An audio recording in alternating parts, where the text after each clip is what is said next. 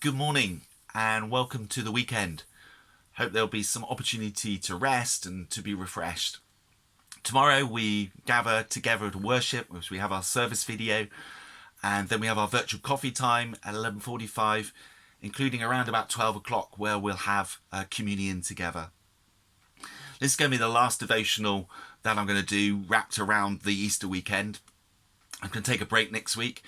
It may be that in the weeks to come there are some more devotionals, either for myself or others. So do keep an eye out on the ICL YouTube channel. Yesterday I finished with a moment where Jesus had challenged Peter to follow him after Jesus had spent some time restoring Peter in connection with the denials that had gone on the night that Jesus was arrested. I was in yesterday's devotional that I referred to that. So I want to pick up at verse 20, which kind of follows on straight from that moment.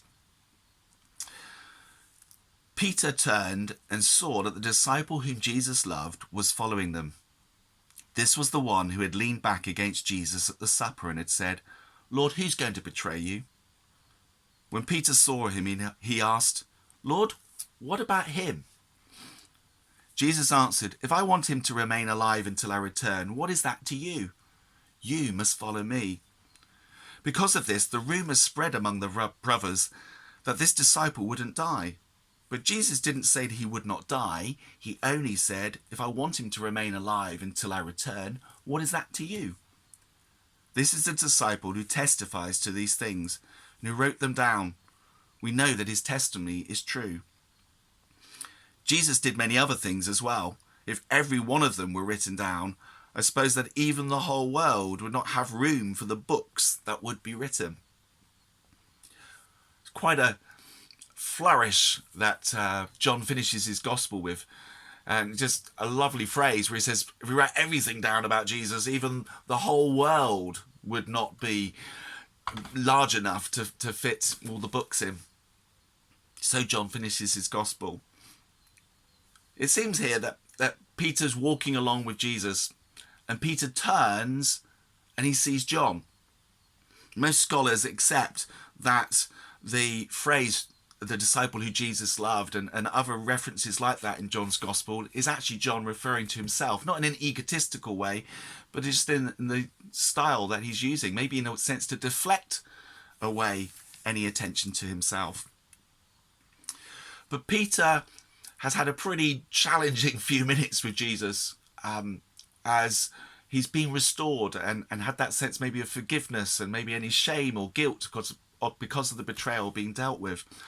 But also he's been given fresh purpose about feeding my lambs, feeding my sheep, as Jesus has said to him.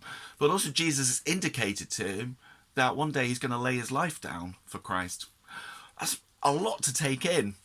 And then he turns and he sees Peter, maybe just a few meters behind, and he's like, "Lord, what about him? What about his life?"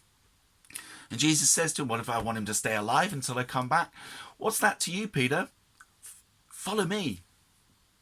And Jesus reiterates to him that calling to trust Christ and to follow him in all aspects of his life, and to know God's grace and God's provision for that. In a way, perhaps Peter was on the edge of the comparison trap. And so what do I mean by that? Well, rather than just being focused on his own life and what it means to follow Jesus, that he started looking at other people's situations. And we can all end up doing that. I know I can at times. Comparison trap can go one way or the other. We can look at other people and then think we're so much better, and pride gets in. Or it can go the other way, and this is something that I contend with quite often, is that we look at other people's situations and we can think, oh, their circumstances are better, or they articulate things better. I tell you, even doing all these videos, it's very easy to see other stuff on YouTube and what's out there on the internet and just think, oh, I can't do anything in comparison to that. The comparison trap is always deadly, it's always toxic. And that's why it's so much better not to go there. Yes, it is good to learn from other people, from their experiences, from their skills, from their walk with God, or whatever it might be. But comparison, let's seek to be people who don't do that. Yeah, let's be people who encourage encourage each other. Like it says in Ephesians 4, and I've got written up on my board here, which you can't see, that, we grow and build ourselves up in love as each part does its work.